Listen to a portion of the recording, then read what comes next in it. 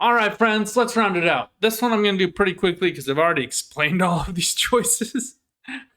But the Retaliator is best bang for the buck in the game. Once there is like the Astra Armada celebration or any of the other celebrations where they do limited sales, usually November is when they have the best ones. This is, again, the best ship to buy. This price is actually a good price for the Retaliator bomber in terms of dollars per AUC. You also get a Loner Gladiator, which is a good ship, but ignore all of that. Take this ship, run with it at the $150 price that you can get just the Retaliator base. Who knows when they're coming out with modular systems? It's not anytime soon. You know they'd be talking about them day and night. Instead, they just keep announcing new ships like the Galaxy that'll have them without any plans of how they actually will implement them. So you just buy it and don't worry about having yourself miss out on the Retaliator bomber. You probably could buy the torpedo bays and add them to the ship for cheaper than you could buy the bomber. So don't lose too much sleep on that one. Anyway, you can grind ERTs. You can do all kinds of missions on this little bad boy. I would say bunker missions and like box delivery missions are not that much fun in this one, though, which is where our next recommendation comes from on this list. C8R Pisces Rescue. Okay, so this one, this ship is superb. It just does everything really well for a ship in its class. Highly recommend it. I've already talked about this at length, but you can do all your bunker missions. You can do all your delivery missions. You can do all your other side missions. It's one of the fastest ships in the game.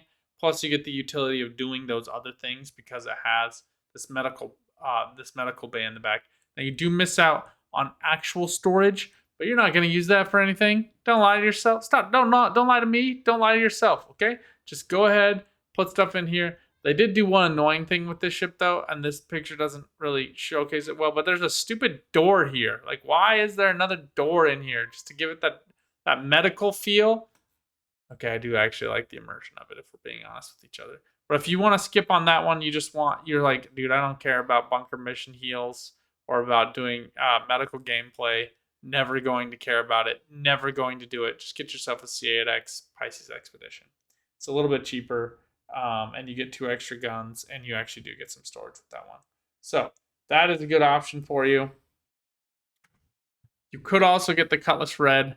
It's going to give you 12 SCU. It's going to give you 2 medical beds, but it's going to run you 1.8 million AUC, so I don't think it's a good value.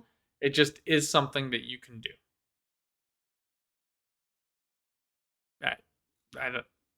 I'm trying to think of other things to say about it. It's a cutty, so choose at your own pleasure. Next, you're going to want to do mining. We already talked about this in prior videos, but prospector mining is the bee's knees. This will help you relax. This will help you chill out. So these are what I'm buying. Now, I've already pledged a Retaliator, a Pisces, and the last ship. It was a moment of weakness. Okay, I was like, I found out about CCGs and was like, but I'm saving so much money, and I had some Christmas money that I spent on myself. So now I have all that stuff. I don't have to worry about getting them. Just it's kind of silly. Anyway, so there's that. I do wish you could sell ships in game. Like, for it to be really immersive, I should be able to sell my ships to other people. Like, I should be able to like go onto an exchange and be like, hey, you can buy my course. Well, my last ship. It's not spoiled. Don't spoil. My last ship you can buy, and you can have it for a good deal. Anyway, so I actually removed it from the list, but it's like an optional backup. Okay, the C2 Hercules Starlifter is going to be one of the other ones I recommend. You're going to get 700 SCU when they do a cargo refactor. This is going to be it. This is the answer. This is the way. Okay, this bad boy breaks in with 2 S3 shield generators. The weapons aren't the best in the world, but you do get 2 S4 pilot-controlled weapons. You're also going to get 2 S5 remote turrets, each with 4 size 4 M6A cannons. So if you want a little bit more firepower on you, but you still want to do kind of the same thing, the M2 is the option. The A2 is the bomber option. It's just not at all the same. Okay, so the A2, you do get 216 SCU, so that's still there. The weapons are basically the same. You're adding those 3 extra remote turrets that you're getting from the M2, but you get those 4 size 10 mother of all bombs that you can just nuke people with at Jump Town. The M2 is really the other option, and this might be the one I would actually recommend to people. The only downside is you're trading these front weapons for the extra bay doors that you can fly ships out. Like you can on the C2, you can go in and out the front and back, which is nice. Um, Now that I'm saying it out loud, this one might have front doors. Can somebody remind me on the M2 and the C2? Does the M2 also have front doors, or is it just the C2?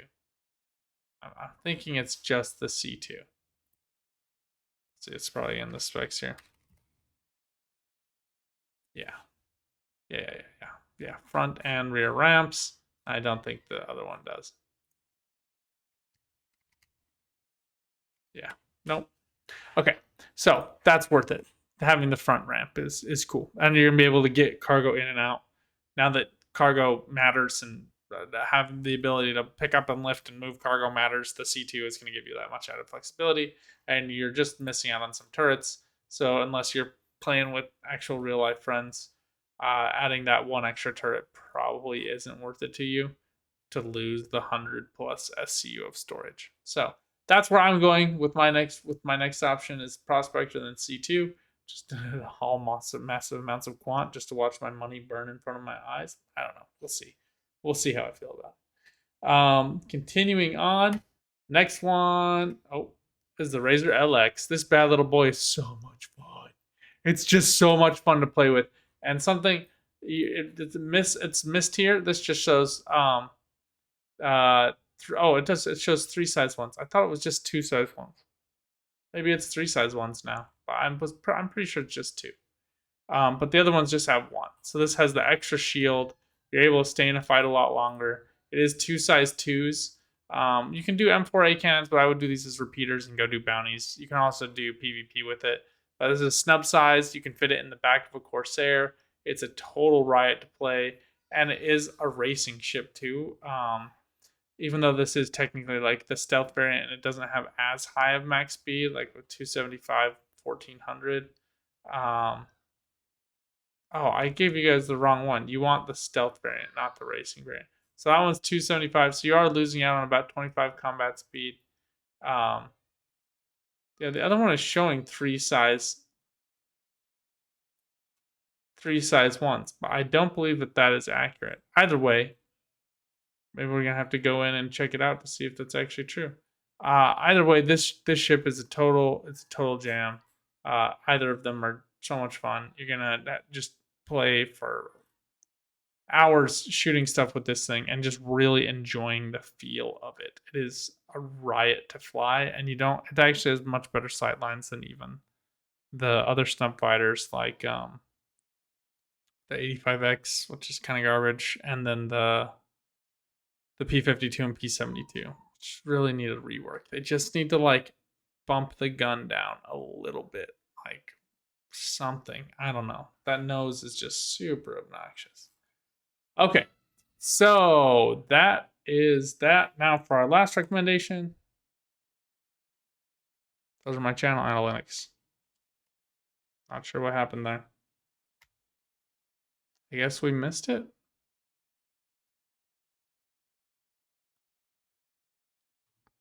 Alrighty then.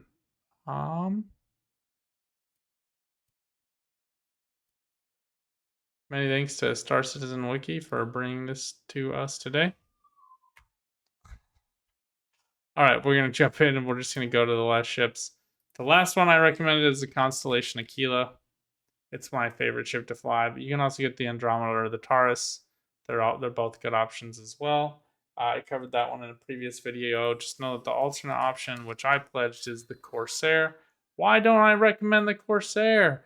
Well, right now the pledge value is what, 250? Yeah, it was originally 195. So like this one I got on sale I also CCG'd into it during a special sale, and it flies like poop. And when one of these wings gets knocked off, oh man, torque and balance. There we go. I knew we'd get it. Torque and balance is gonna just slaughter you. Okay, so not enjoyable. 72 SCU is not that great. I mean, the guns are nice. Don't kid yourself. Okay. 4 size 5 gimbal mounts with 2 size 4 gimbal mounts is just damage for days. Put some ballistics on this bad boy and you can shrek up a ERT in just a couple of minutes. That includes flight time. It's slow as molasses at 150, max speed 950, and the turning radius is just brutal. But you can fit a razor in the back of it, so that was one of the reasons I wanted it, just so I could have like that.